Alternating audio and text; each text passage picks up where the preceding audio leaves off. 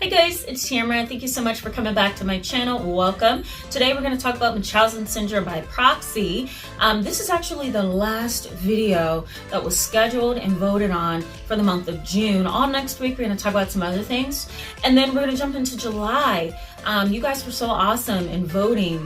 I think it was like 91% of you voted that you were interested in half of the topics that was listed in the community post. So thank you so much for voting on that.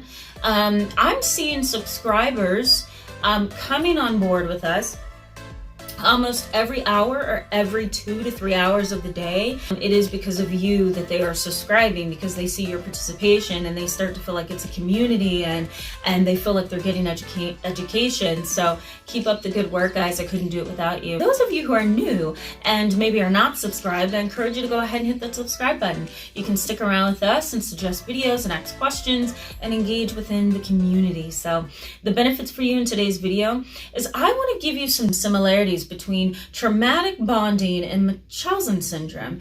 I find it interesting that if you go ahead and Google, how do you pronounce Munchausen syndrome, you will hear different pronunciations. It's really kind of confusing. You would hear Munchausen, but I'm going to go ahead with Munchausen, and I think that's the closest that I can get to pronouncing it correctly. So let's just go ahead and jump in. So you guys are probably well aware of what the condition is. Munchausen syndrome is a condition in and of itself. It's not quite a diagnosis in the DSM, the Diagnostic and Statistical Manual, this thing that I talk about in this video up here. It's not a disorder. What it is it's a frame of mind, and it has become a category focused extensively on in the social welfare, if I can pronounce it correctly, realm. So what I mean by that is you're going to see it in Child Protective Service agencies. That term's going to float around. You're not going to see it as much in counseling settings, and you're not going to see it much in medical settings.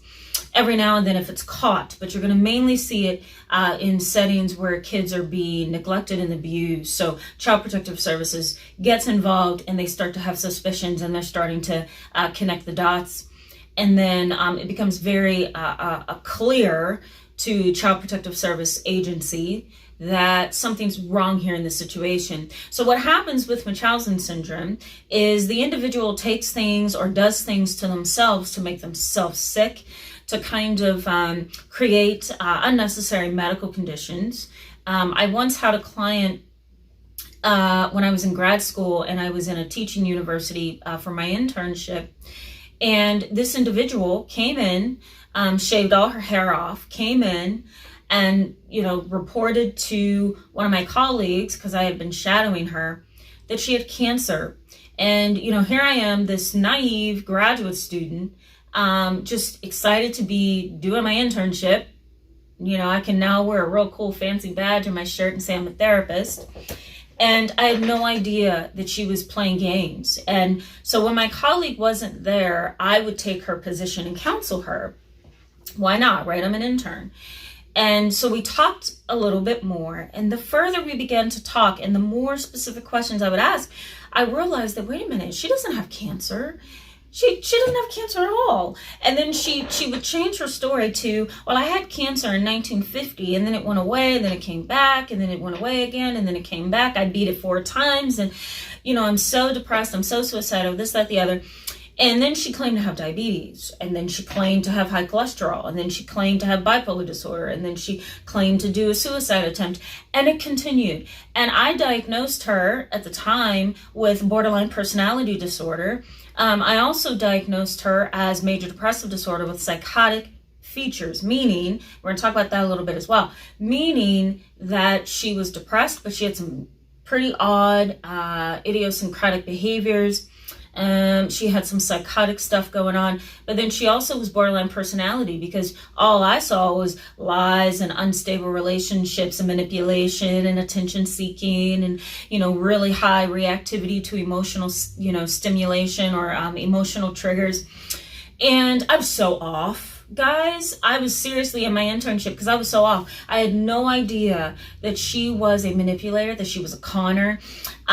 someone who conned people. And I also didn't realize that it was Munchausen Syndrome by Proxy as well. She was making her daughter sick, and she was feeding her daughter things that would cause food poisoning, and that would cause upset stomachs, and then when her daughter would go to children's hospital or to some kind of hospital for kids, they would find out that, okay, there's no real organic reason for this, so what's going on? And smack dead right there, mom was caught. And we got her medical records, and the list goes on, and it was really a bad situation. And that was so many years ago, maybe about 8 years ago. But I learned in that situation that Munchausen Syndrome by Proxy, and Munchausen Syndrome, they are both very complicated. They're very similar in some ways, and I'm going to point that out right now. They're very similar. Munchausen Syndrome by Proxy and Munchausen Syndrome is very, very similar to traumatic bonding. And here's how.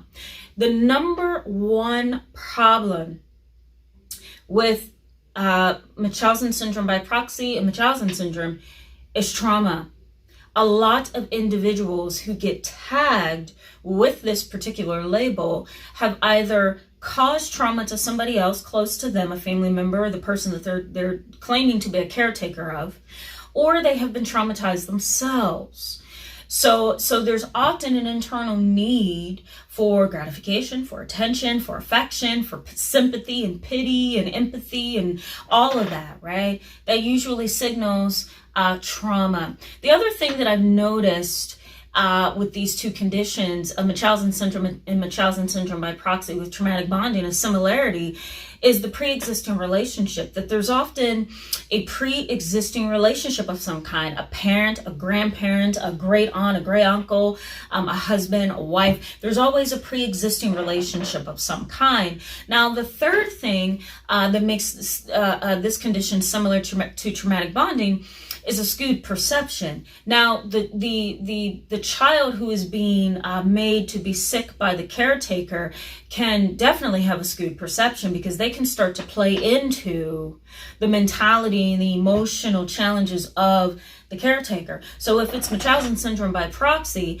the child is being harmed, or the individual who is being cared for is being harmed for the simple gratification of the caretaker. And so that individual who's being cared for can most certainly develop a skewed perception and begin to play into that role. Yeah, she says I have cancer.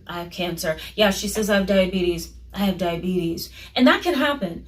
It's not abnormal. It's not something that hasn't happened before. So a skewed perception. The skewed perception is also present among the caretaker, because she feels that she can get away with this, or he feels that he can get away with this. Actually, there's a higher percentage, research suggests, of women doing these things than men. That's also an interesting thing. I don't know of any research that could point out culture, but it would be interesting to get some data on that. What's the cultural percentage of people who engage in this particular behavior? But there's usually a higher percentage as women, all right? Skewed perceptions for both individuals, the caretaker and the person being cared for, okay? The next one is social facade. You cannot get through this particular series of behaviors unless you have some kind of social facade. Because a neighbor is going to find out, a doctor is going to find out, a psychologist is going to find out, a family member is going to find out. So you have to be able to put up some kind of barrier or defense in order to do what you want to do, whether that's make yourself sick or make the person being cared for sick, or the child. So there's a lot of social facades. And the last similarity between traumatic bonding and Munchausen syndrome is that everybody involved gets hurt. It's not just the abuser, the caretaker. It is also the person being cared for, or the child. So these are 5 things that I've noticed in my career experience over time that seems to be very similar with traumatic bonding. Now, what I have never researched or taken the time to learn about or research, which I might after this video, is, what usually happens to individuals down the line when their parents have tried to make them sick, Munchausen syndrome by proxy. What happens to them in the future? Do they have a high percentage rate of getting better? Do they end up doing the same thing to their own children? Who knows? If you guys have heard of any research, let me know. I'm always open to learning. Thank you so much for being with me today. If this video was helpful, please give it a thumbs up. And if you're not subscribed, go ahead and hit that subscribe button. I welcome you, and I will see you with a new video. Bye-bye.